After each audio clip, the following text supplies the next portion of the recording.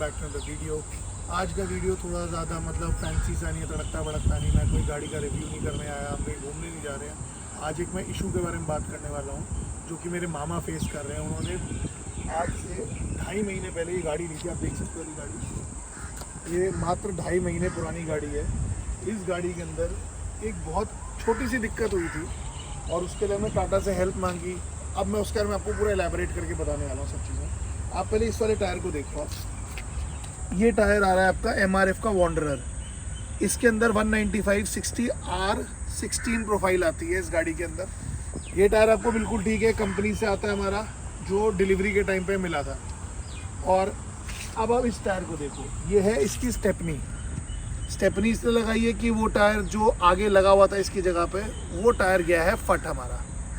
अब वो फटा कैसे है, वो एक सीवर के ढक्कन पे हल्का सा टकराया टायर और उस पर कट आ गया। अब वो टायर का जो कट है वो इस साइड पे आया है, इस जगह पे। मैं अभी आपको टायर भी दिखाता हूँ। तो आज मैं आपको पहले टायर दिखाई देता हूँ। तो आप यहाँ पर आकर देख सकते हो, ये देखो, ये रहा वो टायर और यहाँ पे इसमें कट आया है साइड वाली वॉल पे, पूरे पे। अब इतने एरिया में कट आ गया टायर पे, जो कि मैं कह रहा हूँ टाटा की गलती नहीं है, मेरे मामा की गलती है। उन्होंने चलाने में इस साइड देखा नहीं है, उस वजह से टायर गया फट। ये गाड़ी बिल्कुल ब्रांड न्यू 2.5 महीने पुरानी है और टायर तो फटा रिम में भी हल्का सा बेंड आ गया है।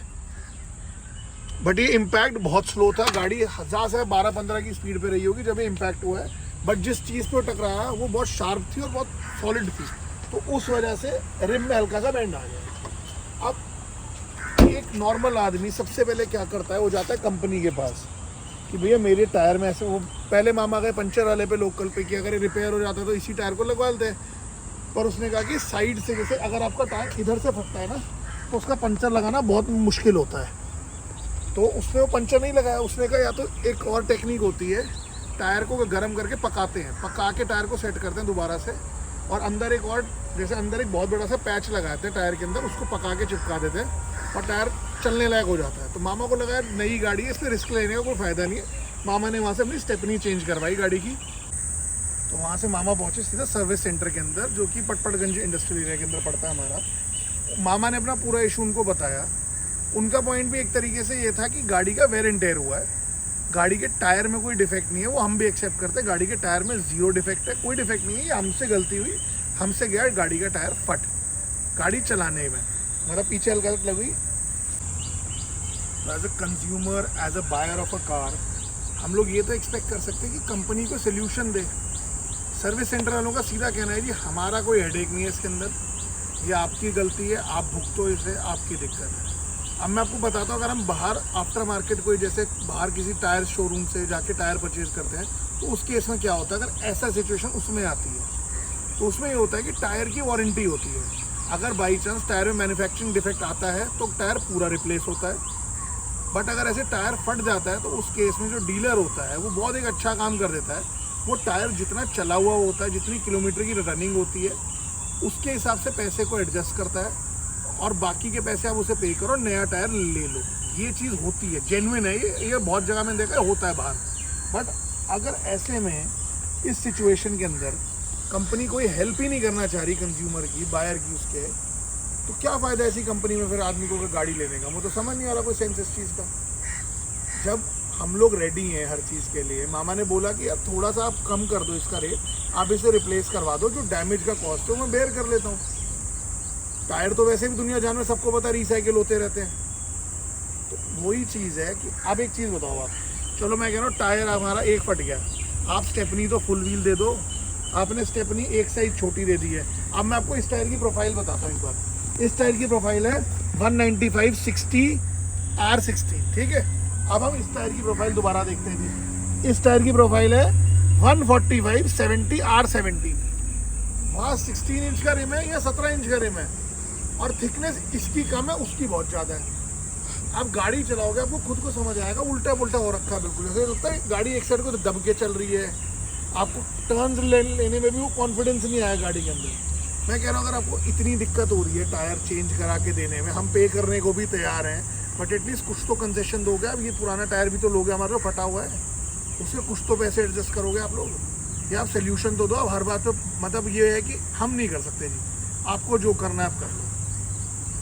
अब एक चीज़ बताओ आप मुझे, अगर कंपनी पीछे से ही प्रॉपर एक स्पेयर व्हील फुल साइज़ का दे दे जो कि चारों टायर में आता है, तो कस्टमर को इतनी दिक्कत हो ना। अब इस टायर की दिक्कत है, 80 किलोमीटर के ऊपर की स्पीड चलेगा नहीं है। अब किसी एक्सप्रेस वे पे आपको अचानक से जाना पड़ जाए, कोई इमरजेंसी हो, आपको कैसे मैनेज करोगे इस चीज़ को? मैं यही तो जानना चाह रहा हूँ कंपनी से कि भैया ऐसा कौन सा गुनाह कर दिया टाटा की गाड़ी लेके हम लोगों ने। एक आदमी है जो अपने मेहनत के पैसों से गाड़ी ले रहा है, टाटा पे विश्वास कर रहा है कि मेड इन इंडिया है, सब कुछ अच्छा है, उसके बाद आप सोल्यूशन ही नहीं दे पा रहे इस चीज़ का। अब आदमी जाए तो जाए कहाँ पर? या तो मैं तो कह रहा हूँ या तो टायर सेम साइज का रख दो स्टेपनी के अंदर, वो नहीं करना। अब जो फटा टायर है उसको हम क्या करें, उसका चार्ट डालेंगे उठा के? अब तो हम इतने परेशान हो चुके हैं, मामा तो लिटरली कह रहे हैं कि चारों टायर बदलवा दे भाई, एमआरएफ का टायर ही नहीं चाहिए हमें। हर चीज़ में कंपनी कॉस्ट कटिंग करने के चक्कर में कि थोड़े पैसे और बना लें गाड़ी पे, कस्टमर को इतना घटिया माल चिपकाने लग गई है।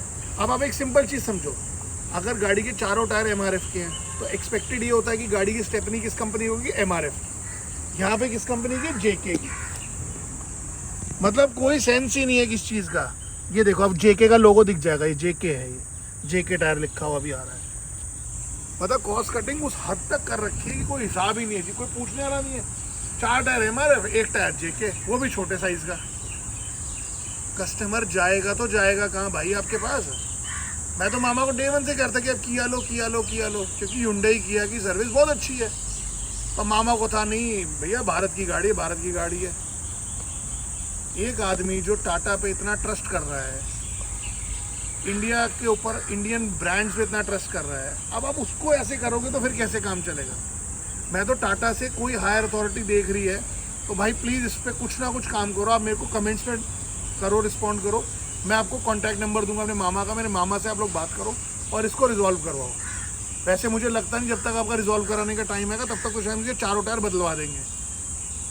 बट अगर कोई जेस्चर आपको करना है तो मैं जब 4 टायर बदलवाऊंगा बिल रख लूँगा संभाल के। अगर आपको कुछ भी करना हो तो आप कर लेना तब, क्योंकि इन टायरों पर तो गाड़ी चलेगी नहीं। अब मान लो इमरजेंसी हो जाए, आदमी कहाँ जाएगा इसको लेके? तो अगर आप लोग एज ए व्यूअर भी देख रहे हो इस चीज़ को, तो आप लोग भी ये चीज़ ज़रूर ध्यान रखना। अगर आप टाटा की गाड़ी ले रहे हो, स्पेसिफिकली नेक्सॉन की बात कर रहा हूँ, गाड़ी में मैकेनिकली कोई दिक्कत नहीं, गाड़ी बिल्कुल फिट फाइन है। पर गाड़ी जिस चीज़ पे चलने वाली है अगर उसी में दिक्कत है तो मैकेनिकल का क्या करूँगा? क्या मैं मैकेनिकल फॉल्ट भी आता है तो गाड़ी को धक्का तो मारोगे, धक्के पे भी टायर पे तो चलेगी गाड़ी। टायर सबसे इम्पोर्टेंट चीज़ में से एक है गाड़ी के अंदर, अगर वही ख़राब है तो कुछ नहीं हो सकता। तो भाई अगर आप लोग इस वीडियो को यहाँ तक देख चुके हो तो प्लीज़ टाटा को इसमें टैग करना, टाटा को बताना कि ये जेन्युइन दिक्कत है, प्लीज़ हमारी हेल्प करो। हम आपसे लड़ नहीं रहे हैं, हम अपना पॉइंट पुट अप कर रहे हैं आपके आगे कि एक आदमी बहुत परेशान है इस चीज़ को लेकर। तो आप लोग प्लीज़ इसका कोई सल्यूशन दो हमें, और हम वेट करेंगे सल्यूशन का। Thank you so much. अगर आपको वीडियो अच्छा लगा हो तो प्लीज़ लाइक करना और इसको शेयर कर दो दबा के, और चैनल को सब्सक्राइब कर लो। Thank you so much.